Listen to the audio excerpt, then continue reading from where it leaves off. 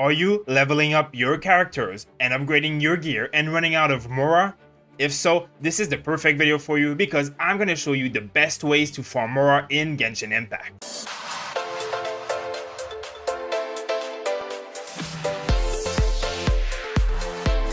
Hey everyone, this is Zoras, not Casuals, and today I'm going to give you my guide to farming Mora in Genshin Impact. There are many things that you can do to get Mora in this game, and probably the most obvious one is doing the Ley Line that is looking exactly like this. Now if we go on the map and we look at it, it says that for 20 resin, I can get 36,000 Mora at my level. Now this goes up as your adventure rank goes up, but this is probably the least efficient way because the resin use is not worth the Mora. Resin is one of the most important currency in this game, and if you're wasting it all on getting Mora, you will get nowhere in terms of gear or character progression. Currently in Genshin Impact, one of the best way to farm Mora will be farming sigils and turning them into the vendor for Mora. You'll see that doing literally any content in either zone will grant you with their respective sigil. Now, if you go to the vendor in the city that trades the sigil for, in this case Marjorie in Mondstadt, if you talk to her, you'll see that she will sell you a lot of different items, from ascension material to ascension for your weapons, as well as some weapons themselves, and she will also sell a limited quantity of Mora for one sigil each. Now, when you've emptied out this entire store, you'll be able to talk to her and trade every leftover sigil you have at the cost of 2 sigil for 1600 Mora. Now, once you are into the later stages of the game, any chest you open, any mobs you kill, any quest you do in the respective zone will grant you sigil. So every single sigil that you have will then be turned into Mora. Now the same thing is true when you come to Liu and you talk to the vendor here. She will also offer you the same exact deal. After you've emptied every single item, and you see I have 800 Mora right now, you'll be able to first buy 120 times this Mora, like this, and then boom, look at that, 192,000 Mora for free. And then once I've bought everything else, I'll be able to go here and do the exact same thing after you purchase all items, and I'll be able to do it for the price of 2 sigil each. Now you ask, how do you farm sigil efficiently? There are many ways. One of the main way that you're going to accumulate some sigils will be when you do the Statue of the Seven worshipping. You'll see that every time you do a level, you'll be granted a certain amount of sigil. Now the amount is pretty high, but this is limited because once you get every single geo or animalculus, this won't give you anything anymore. Now, one of the other main ways that you're going to be able to accumulate some sigils will be simply from opening chests. Most chests give some small rewards, and they always give a small amount of sigil. In this case, I got 1 sigil from this common chest. You can get up to 4 sigil per chest when you find precious and luxurious chests.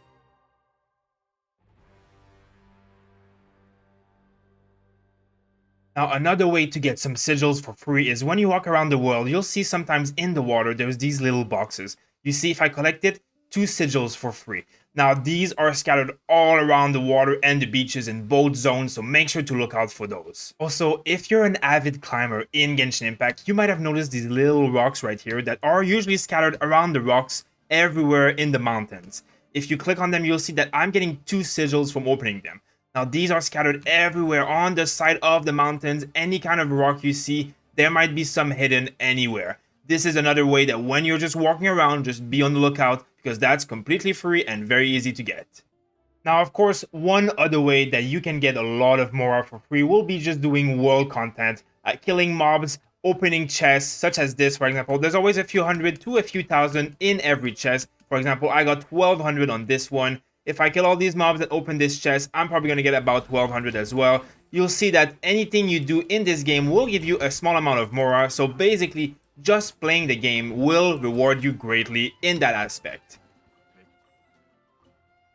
And here you see I got 1400 Mora from killing this pack of mob, plus every single mob also drops some Mora themselves. So just basically going around the world and destroying and opening everything you see will be one of your main source of income, because at the same time, as we said earlier, it will be giving you sigils, which can also be traded for Mora later on. Now, the next way that you can see where you can do a lot of Mora will be if you open your adventure book. You'll see that, first of all, a lot of these quests sometimes give a lot of Mora. For example, 40,000 here, 40,000 for completing this. Now, daily commissions also give many thousands worth of Mora every single day, and domains, anything you do that costs some resin will be giving you a small amount of Mora just for doing it. Now, one other way that you can do Mora that is a bit hidden here is that if you go into your boss and you look at the book here, you'll see that you can go and farm these mobs for Ascension material, but they also give a quite large sum of Mora. Now, most of these guys respawn every 8 to 12 hours, and you can do them 3 to 5 to 6, 7, 8 times depending on which zone and where they are. You can kill tons of these little mages and tons of these little fast street guys. You can go and kill Rune Guards for more Mora. Then you can go in Liu, go around, kill all of these guys over and over again. And of course, these big guys who also cost resin will also give you a large amount of Mora. So it is really good every day that you go in your book and you go through all of these mobs, navigate, and one after the other, you just do all of it. You will need the Ascension material anyway, and there's going to be a lot of Mora that you can do for free every single day. Now, the next greatest way to get some more will be in the Abyss. You'll see that every time you clear a floor, you have these rewards. So 15,000, 20,000, 25,000.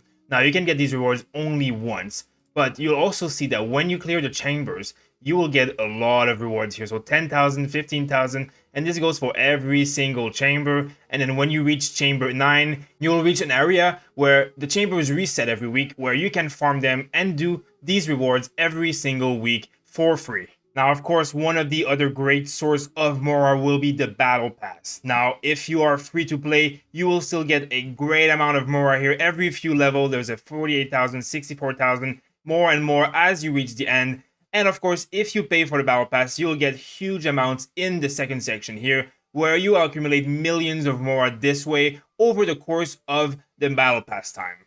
Now, as well, if you are either free to play or paying some money, in the shop, if you go in the payments bargain here, you will see that in the Stardust exchange, you can transform your Stardust into Mora, and you can do this as many times as you want.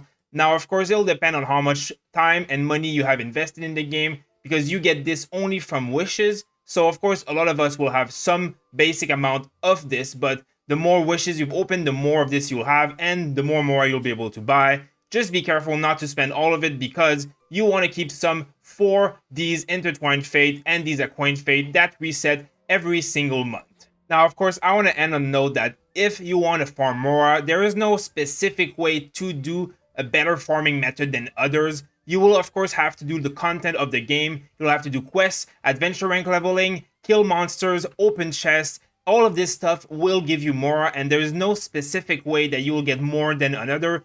Now, of course, the most efficient ways will be that you do it all at once. So when you're traveling the world and farming mobs and chests and quests, try and be on the lookout for the stuff that drops sigil on top of it. Try and optimize the way you spend if you're going to spend. There's many ways of getting a good income of Mora every day. Make sure to push your Abyss pretty strongly, and make sure to pay attention to all the special chests and the special quests, because there's some hidden stuff in this game. Such as, for example, if you do the Nameless Treasure, you'll be having a quest that will grant you 100,000 Mora, as well as in Liu's Harbor here, if you go where the bank is, there is a special chest in there that gives you 200,000 Mora. Now, we have videos on both of these that showcase exactly where they are and where you'll be getting that Mora, so make sure to check our description and our channel for those videos if you want to find those out. The real trick on getting Mora is basically being active every day and being aware of what gives the Mora and the sigil, so that you can be on the lookout for it while you're doing your daily stuff. If you've found out better ways of farming Mora, please let us know in the comments, as we'll be happy to cover it in our next video. Thank you to everybody who's been subscribing and supporting our video and live stream every single day. It's been an amazing time. If you're enjoying the content and interested in more of these guides, make sure to subscribe and to join us on our Discord to come participate in our community. Thank you guys for watching, and happy Mora hunting.